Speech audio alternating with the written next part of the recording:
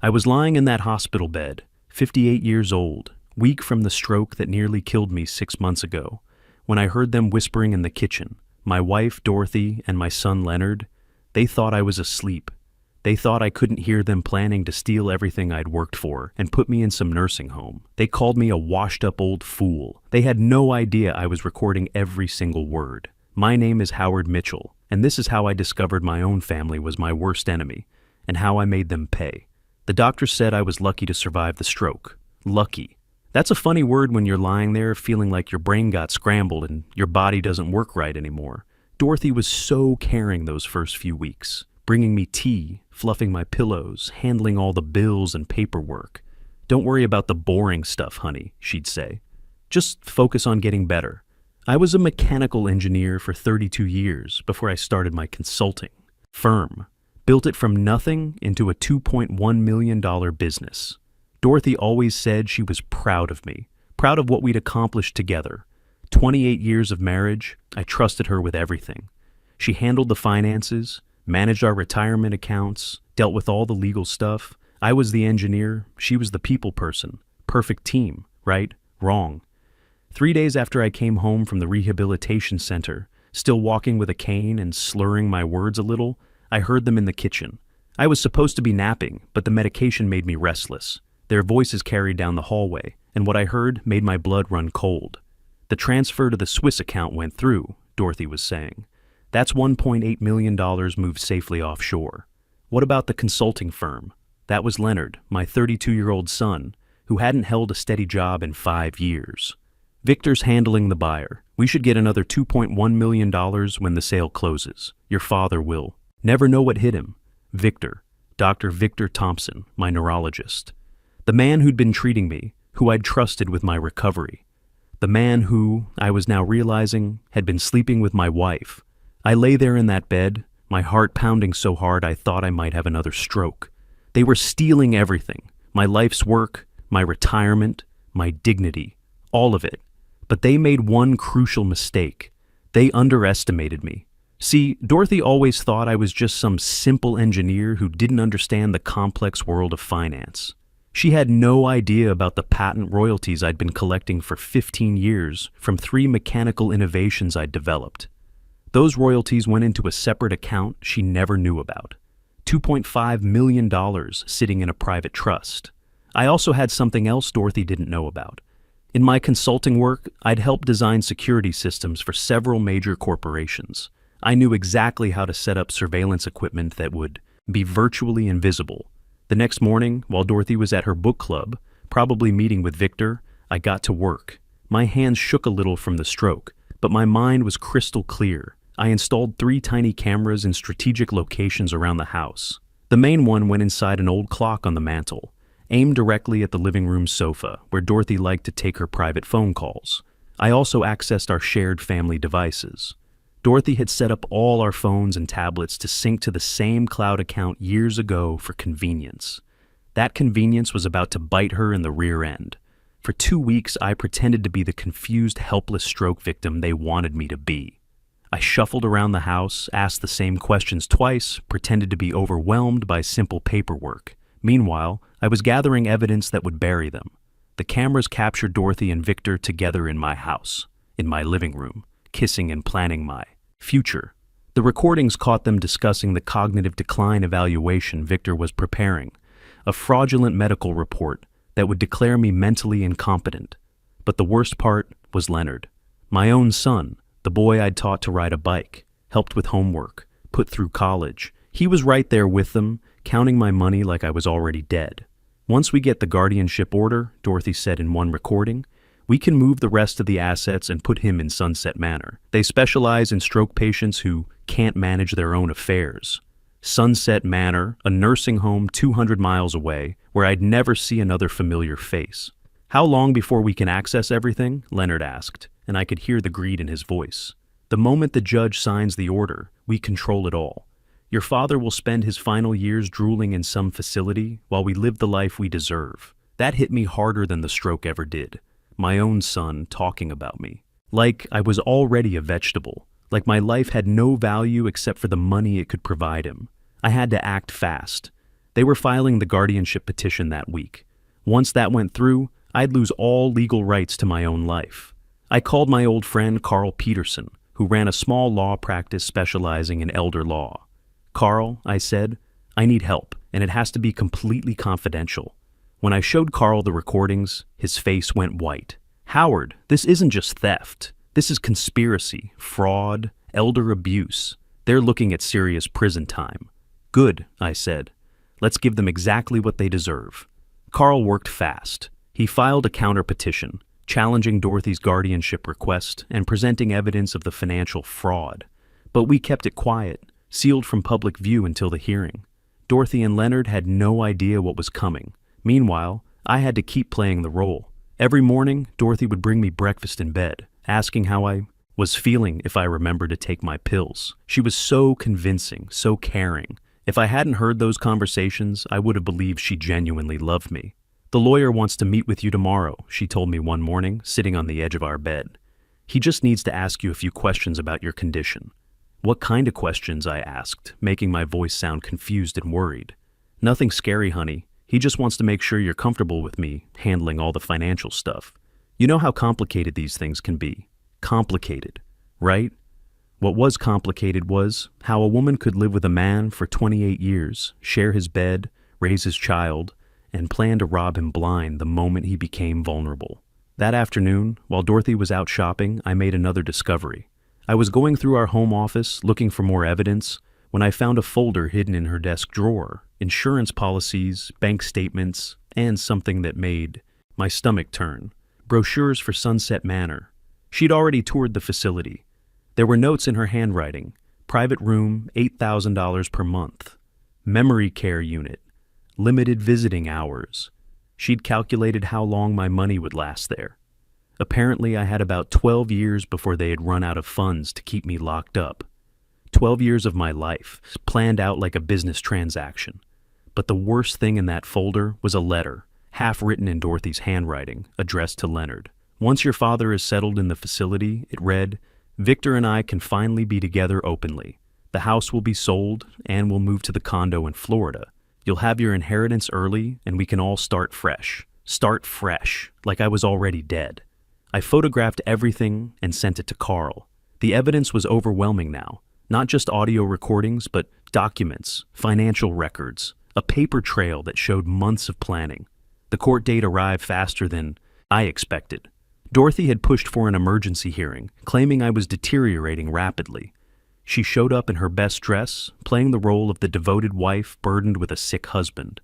Leonard was there too, wearing a suit I'd bought him for Christmas, looking like the concerned son. Victor sat in the gallery, probably there to testify about my cognitive decline. They had their story all worked out. Poor Dorothy, struggling to care for her mentally compromised husband. Loving son Leonard, worried about his father's deteriorating condition. Respected Dr. Victor Thompson, ready to provide expert medical testimony about stroke-related dementia. I shuffled into the courtroom, leaning heavily on my cane, wearing my oldest clothes. I looked exactly like what they wanted the judge to see. A broken-down old man who couldn't take care of himself. Dorothy's lawyer stood up, all confidence and practiced sympathy. "Your Honor, this is a tragic case of a once brilliant man whose mind has been ravaged by stroke. My client, Mrs. Dorothy Mitchell, is here today seeking emergency guardianship to protect her husband from himself." He gestured toward me like I was a piece of evidence. "As you can see, Mr. Mitchell is clearly unable to manage his own affairs. Dr. Thompson will testify that the stroke has left him confused, disoriented, prone to paranoid delusions about his own family. Paranoid delusions." That was rich. Furthermore, the lawyer continued, "Mrs. Mitchell has discovered that her husband has been making erratic financial decisions, attempting to hide money, becoming suspicious of those closest to him. These are classic signs of post-stroke cognitive impairment." Dorothy dabbed at her eyes with a tissue. The performance was flawless. "Your Honor," she said, standing up, "I've been married to Howard for 28 years. I know this man better than anyone. The Howard I married was sharp, decisive, trusting.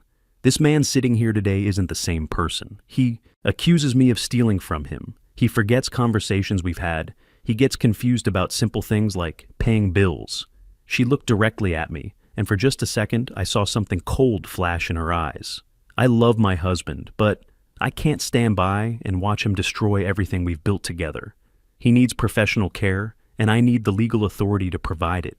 That's when Judge Patricia Coleman, Carl had specifically requested her because she'd presided over similar elder abuse cases, held up her hand. Before we proceed with your medical testimony, counselor, I should inform the court that I've received some additional evidence in this matter. Dorothy's lawyer looked confused. Additional evidence, Your Honor? We've submitted all relevant medical reports and financial documents. This evidence, Judge Coleman said, reaching under her desk, was submitted by Mr. Mitchell himself. The judge held up a USB drive, audio and video recordings that I believe shed considerable light on Mr. Mitchell's true mental state and the motivations of those seeking to control his affairs. I watched Dorothy's face drain of color, her eyes locked onto that tiny USB drive like it was a loaded gun. Leonard shifted in his chair, suddenly looking nervous. In the gallery, Victor cleared his throat and looked like he wanted to disappear. Your Honor, Dorothy's lawyer sputtered, we object. This is highly irregular. We haven't had a chance to review. Objection noted, Judge Coleman said calmly. But as this is a guardianship hearing, the court has broad discretion to consider any evidence relevant to the respondent's welfare. Officer, please play the audio file. The courtroom filled with the sound of Dorothy's voice, crystal clear. The transfer to the Swiss account went through. That's $1.8 million moved safely offshore. Then Leonard, what about the consulting firm? And Dorothy again? Victor's handling the buyer. We should get another $2.1 million when the sale closes. Your father will never know what hit him. The silence that followed was deafening. I could hear Dorothy's sharp breathing, Leonard's chair creaking as he shifted nervously, Victor clearing his throat in the gallery. A few people in the courtroom gasped. Dorothy's lawyer was frantically scribbling notes, probably trying to figure out how to salvage this disaster, but the recording wasn't done. Once we get the guardianship order, came Dorothy's voice, we can move the rest of the assets and put them in Sunset Manor. They specialize in stroke patients who can't manage their own affairs. Leonard's voice, how long before we can access everything? The moment the judge signs the order, we control it all. Your father will spend his final years drooling in some facility while we live the life we deserve. Dorothy shot to her feet. That's taken out of context. We were just discussing hypothetical scenarios, trying to plan for his care. Ma'am, please sit down, Judge Coleman said firmly. The recording isn't finished. More voices filled the courtroom. Dorothy talking about the Florida condo, Leonard asking about his early inheritance, Victor discussing the medical evaluation he was prepared to falsify. Every damning word, every calculated betrayal played out for everyone to hear. When it finally ended, the courtroom was dead silent. Dorothy was white as a sheet, gripping the edge of the table. Leonard looked like he was going to be sick. Victor had his head in his hands. Judge Coleman looked at the three of them with disgust. Dr. Thompson, I see you're here. How convenient. I assume you're prepared to testify about Mr. Mitchell's cognitive decline. Victor looked like he wanted to crawl under a rock. Your Honor, perhaps I should recuse myself from this case due to potential conflicts of interest. Indeed you should, the judge said coldly. In fact, I think all three of you should recuse yourselves from Mr. Mitchell's life permanently. She turned to me. Mr. Mitchell, would you please approach the bench? I stood up, and for the first time in months, I didn't need the cane. I'd been using it as a prop, part of the performance. Now I walk steady and strong to stand before the judge. Mr. Mitchell, she said, your surveillance operation was quite sophisticated for a man allegedly suffering from cognitive decline. Thank you, Your Honor. 32 years of engineering teaches you a few things about problem solving. She almost smiled. The court finds no evidence of mental incompetence. In fact, the evidence suggests exactly the opposite.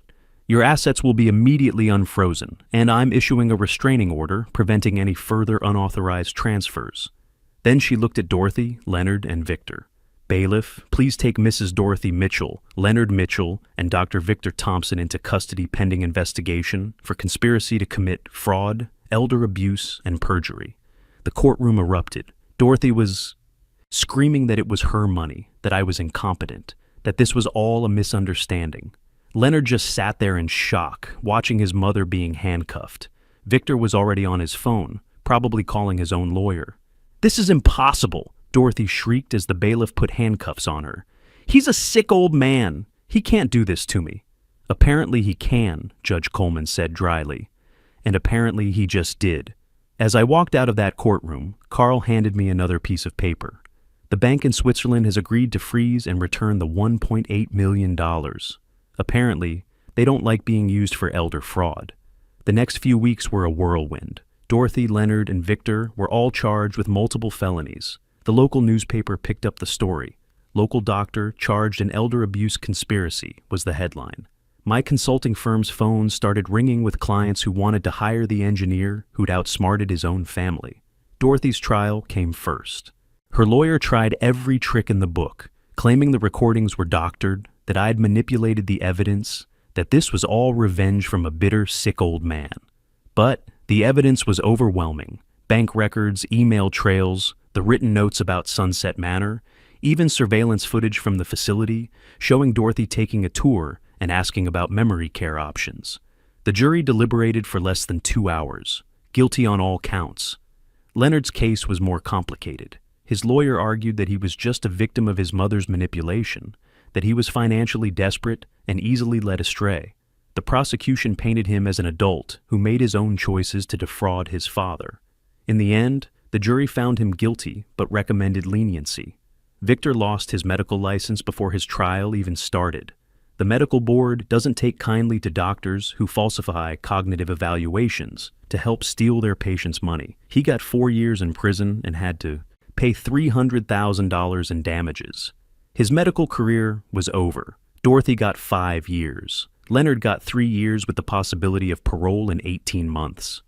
When the judge read the sentences, Dorothy looked at me across the courtroom with pure hatred. No remorse, no apology. Just anger that her plan had failed. Leonard, though, he looked broken. As they led him away, he caught my eye and mouthed, "I'm sorry.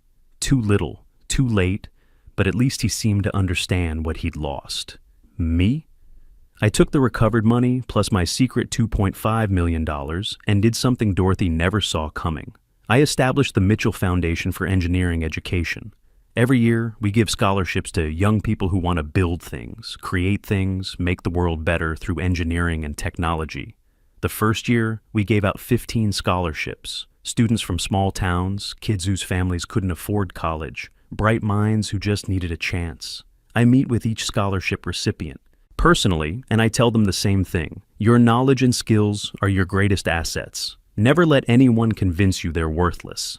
I'm 59 now, fully recovered from the stroke, and living in a nice condo near the State University, where our scholarship recipients study. The place Dorothy and Victor had planned to enjoy together is now my home. Funny how things work out.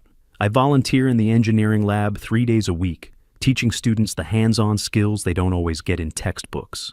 They call me Professor Mitchell, even though I was never actually a professor. These kids respect experience, value wisdom, see my age as an asset rather than a liability. Dorothy writes to me from prison sometimes. Her letters always follow the same pattern. She starts by apologizing, then gradually shifts to blaming me for overreacting, and finally demands that I help pay for her legal appeals. I don't respond. Carl handles all communication through the court system. Leonard wrote once, about 6 months into his sentence. His letter was different, genuinely remorseful, asking not for money, but for forgiveness. I'm still thinking about that one. People ask me if I'm bitter about what happened. The truth is, I'm not. Dorothy and Leonard did me a favor, actually. They freed me from a marriage built on lies and showed me what my son really thought of me.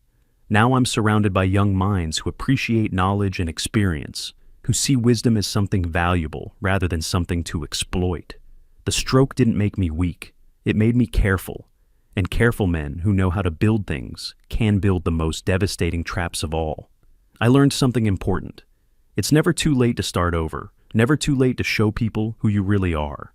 When someone underestimates you because of your age or your health, that's not a weakness. That's your greatest advantage. They thought they were stealing from a broken-down old man. They had no idea they were stealing from an engineer. And engineers, we don't just solve problems. We solve them permanently.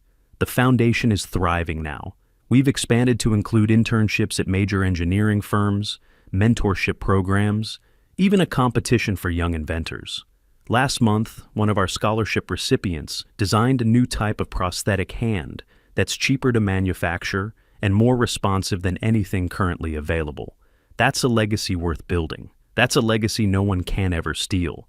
Sometimes the best revenge isn't getting mad. It's getting even, getting smart, and getting justice. But more than that, it's taking the worst thing that ever happened to you and turning it into something that helps other people. Every morning, I wake up knowing that my life's work will continue long after I'm gone. Not through Dorothy or Leonard, but through the minds I help shape today. Young engineers who will build bridges, design medical devices, create technologies that make life better for everyone. That's what real wealth looks like. That's what true success means. And that's something worth living for. The people who think you're finished often forget that experience isn't weakness. It's a loaded weapon they never see coming.